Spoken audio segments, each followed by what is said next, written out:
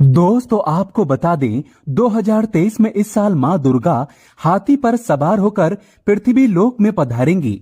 शास्त्रों में वर्णित है कि तथा मान्यताओं के अनुसार अगर शारदीय नवरात्रि पर यदि माता दुर्गा का आगमन उनके वाहन सिंह पर नहीं बल्कि हाथी पर होगा तो मान्यता है कि माता दुर्गा का हाथी पर सवार होकर आना बहुत ही शुभ और कल्याणकारी माना जाता है।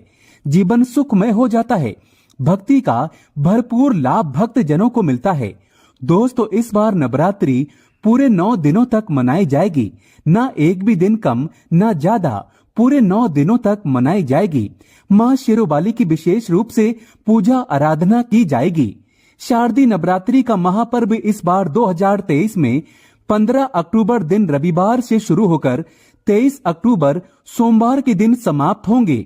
ऐसे में शारदीय नवरात्रि पर माता दुर्गा की कृपा पाने के लिए कलश स्थापना का शुभ मुहूर्त है 15 अक्टूबर को दिन में 11:44 से दोपहर 12:30 तक कलश स्थापना का शुभ मुहूर्त रहेगा। नवरात्रि का पूरा समय उतना ही अद्भुत माना जाता है जितना कि गंगा जल की हर एक बूंद। दोस्तों नवरात्रि का पर्व माँ दुर्गा को समर्पित है। इसे शक्ति का महापर्व भी कहा जाता है और नवरात्रि के दिन जितना ज्यादा हो सके सारे कामों को त्याग कर अगर कोई भक्त विशेष तौर से माता रानी को प्रसन्न करने में लग जाता है तो उसकी कुंडली के वारे न्यारे हो जाते हैं। साक्षात माता रानी उसके जीवन में प्रवेश कर जाती है और महालक्ष्मी का उसके घर में आगमन हो जाता है। इसी वजह से नवरात्रि का विशेष महत्व रहता है। इसी तरह से नवरात्रि के बारे में बताया जाता है कि जिस प्रकार आप अच्छे कार्य करके माता रानी को प्रसन्न कर सकते हैं, तो दूसरी चीज है कि इस दिन कुछ कार्य ऐसे हैं जिन्हें करने के लिए कतई मना किया जाता है। इन चीजों को अगर आप नवरात्रि के दिन पालन करते हैं तो परिवार में खुशियां रहती हैं, अन्यथा आपको दुखद प्राप्ति भी हो सकती है। आज हम आपको बताने वाले हैं कि कितना भी जरूरी क्यों न हो जाए, कोई आपसे इन चीजों को अगर उधार मांगे तो नवरात्रि के पावन अवसर पर भूल कर भी ये 4 चीजें कभी किसी को ना दें, अन्यथा आपके परिवार में कंगाली देखने को मिल सकती है। माता रानी क्रोधित हो सकती है, माता लक्ष्मी आपके घर का त्याग कर सकती है, वो रुष्ट हो जाएंगी। आगे बढ़ने से पहले अगर आप माता रानी से प्यार करते हैं तो सच्चे हृदय से कमेंट बॉक्स में लिखें नवरात्रि की हार्दिक शुभकामनाएं, जय माता दी, और हमारे चैनल को सब्सक्राइब करके इस बेल आइकन को जरूर दबाइएगा। दोस्तों आज के समय में उधार देना या लेना हर व्यक्ति के जीवन में जरूरी सा हो जाता है। कोई किसी को उधार देता है तो इस बात के लिए कि उन्हें उनके जीवन में अच्छी चीजें वापस प्राप्त हो सके, तो इसकी वजह से उधार देते हैं।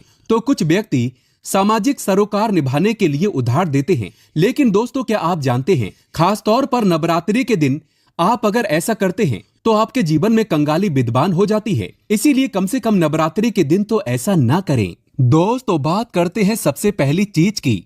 नवरात्रि पर सबसे पहली चीज तो यह है कि माता रानी से जुड़ी किसी भी प्रकार की कोई चीज आप किसी भी व्यक्ति को उधार ना दें। जैसे कि माता रानी से जुड़ा किसी भी प्रकार का फल, माता रानी से जुड़ा किसी भी प्रकार का वस्त्र और माता रानी से जुड़ी पूजा की सामग्री आप भूल कर भी किसी को उधार या फिर दान के तौर पर भी कभी ना दें, क्योंकि माना जाता है कि अगर आप इस प्रकार की सामग्री दूसरे व्यक्ति को दे देते हैं तो आपके घर से माता रानी दूसरों के घर चली जाती है और आपको वो नहीं प्राप्त हो पाता जो माता रानी नवरात्रों में आपके लिए करने वाली थी। तो सबसे पहले आपको इस बात का ध्यान रखना बहुत ही जरूरी है। दोस्तों इसी तरह नवरात्रि के पावन दिन को धन प्राप्ति का सबसे बड़ा दिन भी कहा जाता है। माता रानी साक्षात आपके घर के अंदर आगमन करने के लिए आती हैं, तो इस बात का ध्यान आपको जरूर रखना चाहिए कि नवरात्रि के दिन भूल कर भी कोई व्यक्ति आपसे उधार धन मांगने के लिए आता है तो आपको उसे उधार पैसा नहीं देना चाहिए, और नवरात्रि के दिन आपको किसी अन्य व्यक्ति से उधार भी नहीं लेना चाहिए। ऐसी मान्यता है कि नवरात्रि के दिन आप जो पैसा उधार देते हैं या लेते हैं तो वो धन कभी लौटकर नहीं आता, बल्कि इस समय धन देने वाला और लेने वाला दोनों कर्ज में डूब जाते हैं। आपके ऐसा करने से माता लक्ष्मी आपका साथ हमेशा के लिए छोड़ देती है। दोस्तों वहीं नवरात्रि पर माता रानी को पान सुपारी चढ़ाने का तथा लौंग अर्पित करने का महाविशेष दिन माना जाता है और माता को खास तौर पर लाल चीजें चढ़ाई जाती हैं। इस बात का ध्यान रखें, नवरात्रि के दिन माता को चढ़ाने के अलावा कोई व्यक्ति एकदम सुबह सुबह के समय आपसे पान का पत्ता या फिर लौंग, दूध, दही, छाछ या फिर संध्या काल के समय उधार मांगने के लिए या फिर ऐसे ही मांगने के लिए आ जाता है तो आपको भूलकर भी किसी अन्य व्यक्ति को नहीं देना चाहिए।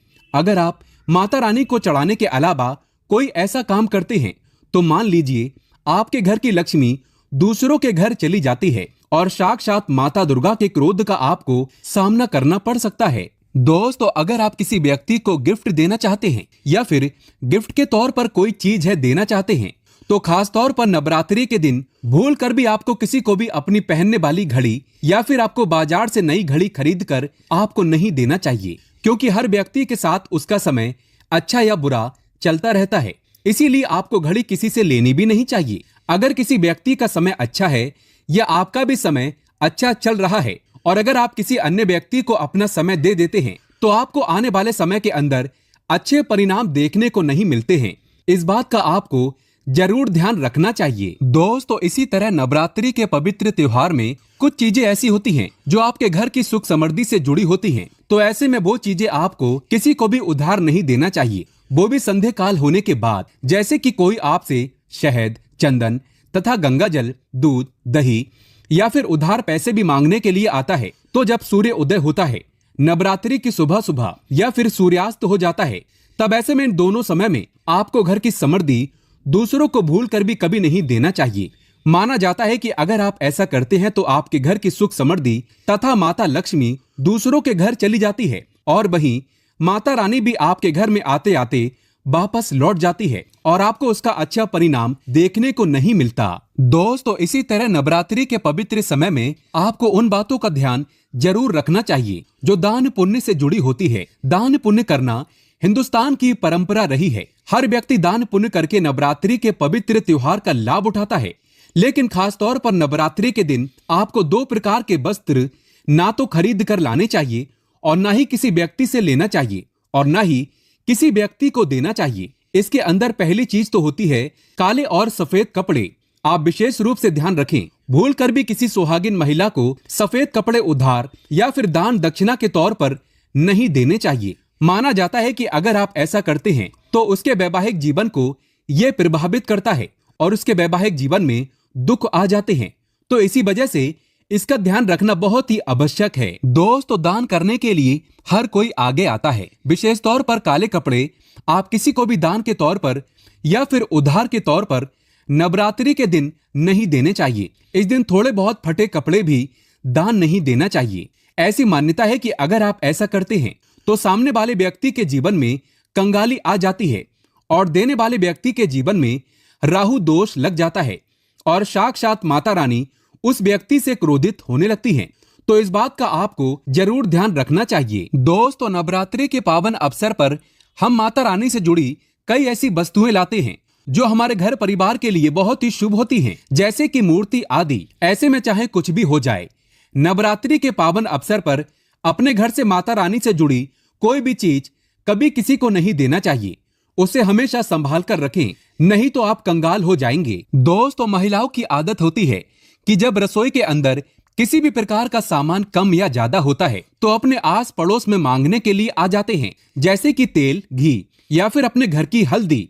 ये तीनों चीजें सौभाग्य का प्रतीक मानी जाती हैं। जिस घर में ये चीजें होती हैं, माना जाता है कि नवरात्रि के बाद उस घर में सुख समृद्धि बनी रहती है। तो नवरात्रि के दिन अपने घर से किसी को भी भूल कर भी इस प्रकार की चीजें आपको उधार ना तो देना चाहिए और ना ही किसी से लेना चाहिए। अगर आप ये गलती करते हैं तो देखते ही देखते आपके घर परिवार पर दुखद परिणाम देखने को मिल सकते हैं और आपके घर की सुख समृद्धि दूसरों के घर चली जाती है। दोस्तों, नवरात्रों में कोई ऐसा पौधा भूल कर भी मत दे देना जो धार्मिक आस्था से जुड़ा होता है, जैसे कि तुलसी का पौधा।